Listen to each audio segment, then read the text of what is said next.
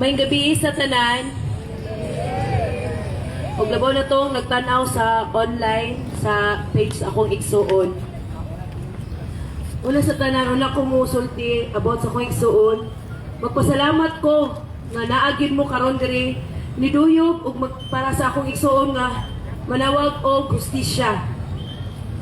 Pasaylo ako kung dili kay ko kabalong istorya kay sa tinuod lang wala ko naanad ani.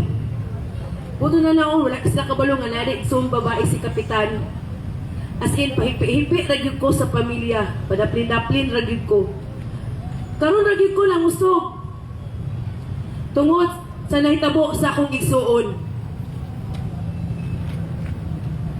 Ang ako ning pangalan kay si Karen Bukol. Ang akong tawag kay Kapitan Bukol is Payat. Kay payatot jud na siya sa una. As in payat jud kaayo. Si Payat isa kay igsuon nga gara-garaon. As in garaon jud. Di mo jud perpekto mag-igsuon no. Sayon magitaan na. Usahay na gimi pa naglalis tungod kay di ko kasabot nganong ingon ana kadako iyang tingog. Wa ko naanad nga mura kog singkahan. Saksi man gyud mo, dako siya tingog. Di ba?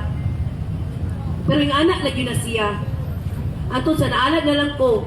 Pero usahay gyud di jud ko maanad ka na murag mustorya siya nako, dako siya tingog. Kami gipadako gimi sa mong ginikanan nga dili ingon nga ni Agimik ayahay diretso. Tinuod ginang giingon ni Payat or ni Kapitan Bukol nga ni Agi gimik paninda sa palengke. Tinuod jud na saksi ako mga kababata ana sa Sambas. Among mga kauban sa trabaho. Gitudluan gyud mi sa among mga ginikanan nga ug say kalisod unsay pagpangitag kwarta. Wa mi kasalig nila.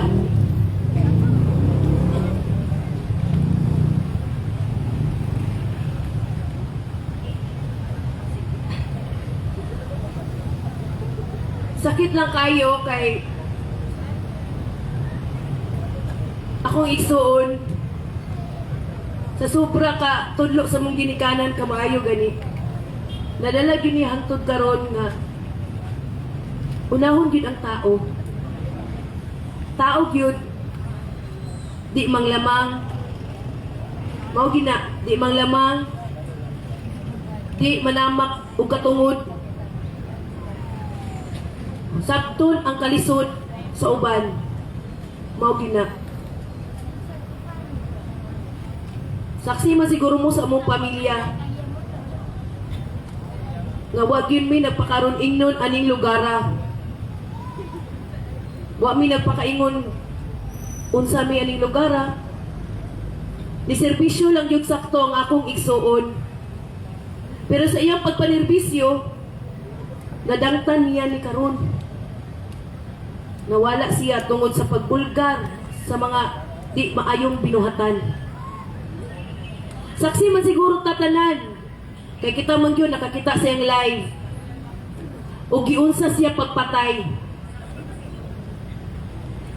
Gipamukha gid sa tua. Nga dali ra kayo kutloon ang kinabuhi karon. Dili lang kami pamilya ang natruma, pati kitang tanan natruma. Tungod kay gipamatagid ta. Nga kita kung mubarog o mutingog sa kamatuuran, maunay mo resulta nato tanan. Di ba tama ko? Kung mutingog ta o mubarog, patay paingnan nato. Saksi ta og giunsa pagtingog sa akong igsuon, kay ang uban nagpakahilom. Pero kay siya naman jud ang gipahilom, unang ako mohangyo ko ninyo. Kita na po'y mutingog. Kay saksi ta, sa among pagdako, ang to nakapitan na akong igsuon, wa ko kadungog na ngay nagtabang nako sa among pamilya. Wag yun na nangayok tabang. Maong sakit kay sa akong buot, nga sa ulahini gayon, nga namatay akong igsuon, tabang ang iyang nasinggit. Tabang. Kay kana siya, maski unsa kalisod, magsige ra ginag ako raani. ni. Sayo pa'y mukha og mani-ani. Diba? Mao na siya. Pirmi lang ako. Mao din ang awayan sa una, ako lang pirmi. Namatay na lang siya, wadyo ko katungtong anang barangay hall. Nood lang. Anang, uhangyo dyan ko ninyong tanan.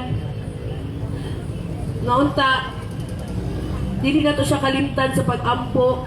Ngaunta, katagal na siya gustisya.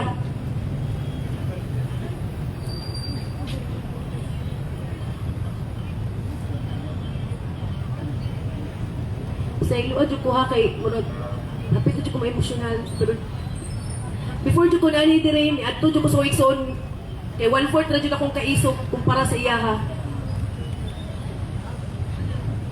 Niungog jud ko ganina sa iyang lungon nga sudli ko sa imong kaisog tawon kay first time gini may tabo nga musaka ko ni stage. Unang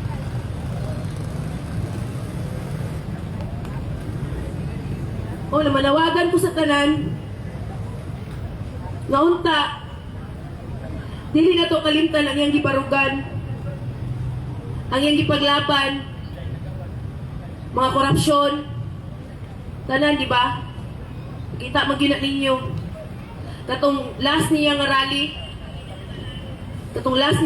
diri kabalo jud ko nga mamatay akong manghud, kabalo jud ko itong last niyang pagtapok dire. Balo ko, lingon ako sa kong mamadaan nga mamatay yun na akong manghod, busa, paulian na dire kay na, lahi man akong lugar. Lahi taga Pulomulok man akong bana. Pero, kana magod si Payat, nagyod siya baruganan. Di siya. Ultimo gani, pahatda na magbantay niya dito. Di pud siya. Patauran CCTV, di pud siya, kay napod siya iya. Kay siya, matahaon kay nga tao. Gusto niya siya rin mulihok tanan.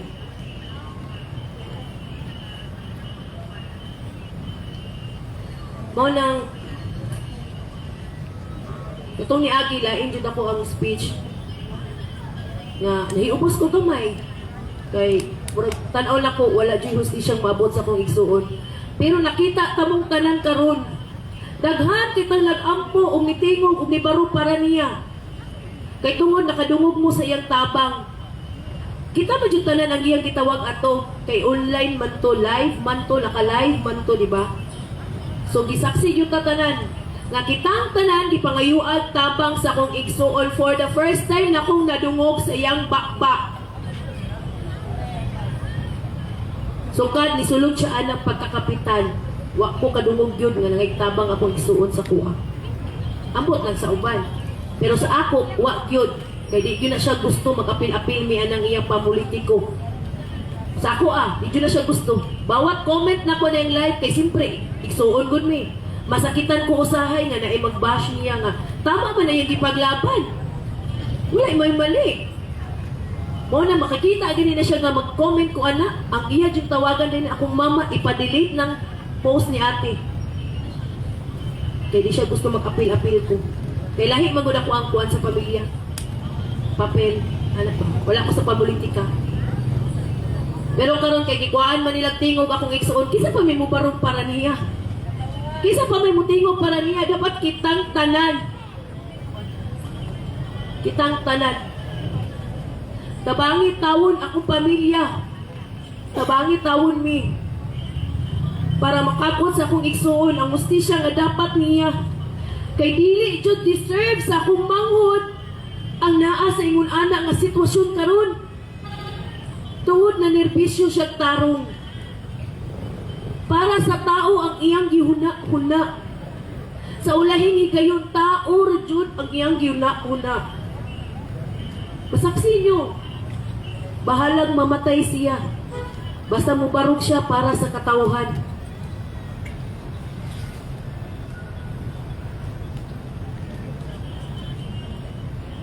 Kita bang tanan diri gusto-gusti siya para sa akong igsuon? Hustisya para kay Kapitan Bukol? Hustisya! Hustisya! Hustisya! hustisya para dyan niya, kaya dyan niya ni deserve. At tinuod lang. Dili deserve sa akong manghod, masulod dira. Sakit kay sa buot. Ay, isa ka magulang magpilig lungon. Suoton. Sakit kay tanan nga ako magdesisyon. Sakit kaayo, Jude. Buto na naon dapat ako'y una. Sakit kaayo sa kong ginikanan. Ay, wala na sa akong plano sa kinabuhi nga magkulang-kulang mi. Ipadako gyud sa akong ginikanan nga tik-tik yun nga. Dili yun mi pwede mawalaan. Buod yun dapat ming lima. Kung mama, papa, o kaming tulo mag-isuon. Mao bitaw nabuhat ng Kadore, Karen, Dudong, Jeric. Usaon pa mo na ron nga wala namang kayat. Isa pa man na.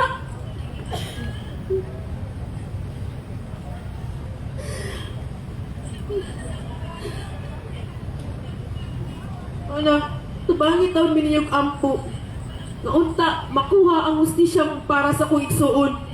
Kay walay lubong mahitabo kung walay hustisya ang akong igsuon. Una ang akong gusto mahitabo, walay lubong basta walay hustisya. Hustisya para kay Kapitan Bukol. Mo nang yat,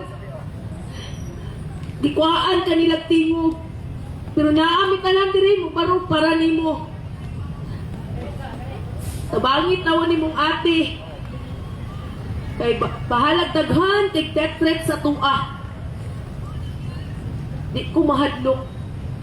Kuwaan lang yung kagustisya.